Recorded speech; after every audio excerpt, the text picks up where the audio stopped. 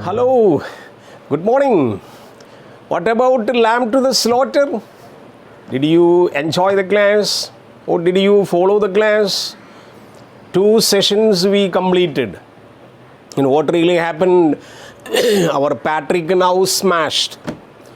And Maloney calling the police and now discussing what to do. And those people came, doctor and photographer went out. And 2-3 police people, especially Jack Noonan, they stayed there because they are very close friends to Maloney because Patrick was their officer. So they had a total freedom in the house and they decided to stay some more time. And page number 86 towards the top you look, Jack Noonan asking Maloney, why can't you take a rest some time more?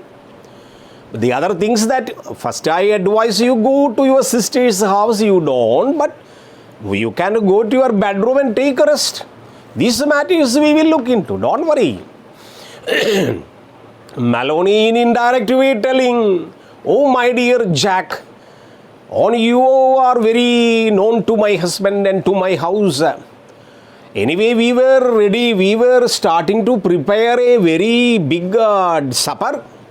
And one piece of big lamb's leg was on the oven. That anyway, that you people may be very hungry. You can take a supper here from the house and you take this one. And Jack Noonan unknowingly telling, okay, we will try. And these hungry police people began to take a supper there. Along with this lamb's leg, which was a tool for killing our Patrick. So, total proof is lost now. That is the summary of the remaining area what I am going to teach you. Now, you look page number 86, top. Then hadn't she better lie down on the bed? Jack Noonan asked. No, she said. She would like to stay right where she was in this chair. Let her take a rest now. A little later, perhaps when she felt better, she would move. And one of the policemen told, let her sit there itself. After some time, she will be okay, moving to bedroom and taking rest. So they left her there while they about the business searching the house. Policemen always searching all the corners of the house here and going. And their motive, their aim is to collect a tool which was used by the person who killed our Patrick. Probably a big hammer, probably a pickaxe, probably any type of tool which is iron tool. But something sure that is something hit on Patrick's back head, right? And smashed. So her husband, he told, had been killed by a blow. Jack Noonan reported, our Patrick unknowingly fell down, died is not a matter. Somebody killed him. In what way? With a big iron blow. It was on the back head, smashed. Blow on the back head, administered with a heavy blunt instrument. Underline blunt instrument, not sharp. Blunt means not sharp. So, the result, the death was caused by a blunt weapon's hit. That they adjudged. The murderer may have taken with him with other thrown the hidden somewhere in the premises. These are detective people, police people. They visualized. If Patrick was killed by a big weapon, iron weapon, murderer would not have taken it home. It would have been kept somewhere here. We will find because we are inductive people. We are very sharp in brain, in intelligence also because we are detectives. It is the old story. He said, get the weapon and you have got them. Later, one of the detectives came up and beside, did she know? She asked if anything in the house could have been used as a weapon. One of the detectives requested or demanded our Maloney, Ma'am, is there any tool available in the house like a pickaxe or big hammer? Anything very big, heavy available in the house? Maloney said no. Would she might have been around to see anything missing? For example, a heavy metal vase. They did not have any heavy metal vase, she said. Maloney said, in our house, such a weapon not available. We don't use a hammer. We don't use pickaxe. We don't use such iron metal tools at all in the house. So, no need of searching such a thing. A big spanner? No spanner at all in the garage. The search went on and went on. She know there was a policeman, the guard and all the house. Now Maloney, looking through the window, saw a policeman standing in the outside. She could hear their footsteps on the gravel outside. Sometimes she saw the flash of the torch through the chink of curtains. It began to be late. Nearby, I noticed the clock on the mantel. Foreman searching the rooms. Again, unknowingly, indirectly, Maloney watched 2-3 policemen everywhere searching in and around of the parlor room. Seemed to be growing very unexpected.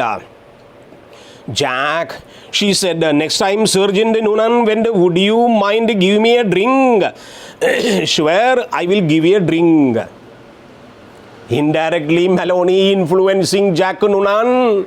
Jack Noonan, probably you may be very tired, right? I am ready to give you a drink. Do you want a drink? A peg of whiskey? You mean whiskey? Yeah, please. Okay. But just a small one. Why? I am on duty. This time taking whiskey brandy difficult for me. But if you still insist me, I will take a small. Okay, don't worry. It might be feel better. Why don't you have one yourself? Jack Noonan asking, why ma'am? Why can't you take one more peg? So that it will be a consolation for you. Must be awfully tried, please. You had been gone to me. Well, he answered, it is strictly allowed. One by one others came and they were prepared to take the little sip of the whiskey. After that, all the policemen began to take 1 or 2, 3 sips of whiskey. They stood around rather awkwardly with the drinks in hands. Uncomfortable, the prisoners trying to say consoling things. Sergeant Noonan wanted to into the kitchen, came out quickly, said, all of a sudden, Jack Noonan went into the kitchen, then came back and reported Maloney, oh ma'am, you are, leg of the lamb on the oven is boiling. Why don't you stop your stove? Why don't you off your oven? I forgot. Okay, Jack Noonan and friends, even though you are here, no, you are familiar to me. If you want, we will make a supper here. You can take this lamb leg. It is almost cooked now. We can have a dinner in the house itself. Ma'am, why don't you go there? You have been very good to me. Well, drinks and Maloney kitchen. Mrs. Maloney, you know that oven of yours is still on the kitchen. Now it is working in the kitchen. The meat is still inside. Oh dear me. Oh, I better turn off. You hadn't I? Will you do that, Jack? Thank you so much. When the sergeant returned the second time, she looked at him with the large, dark, fearful eyes. Jack Noonan said, yes, would you do me some favor, you and these others?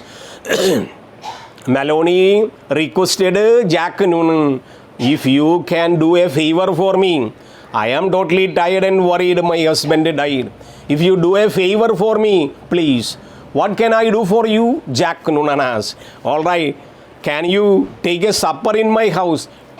Taking this lamb's leg and we can eat.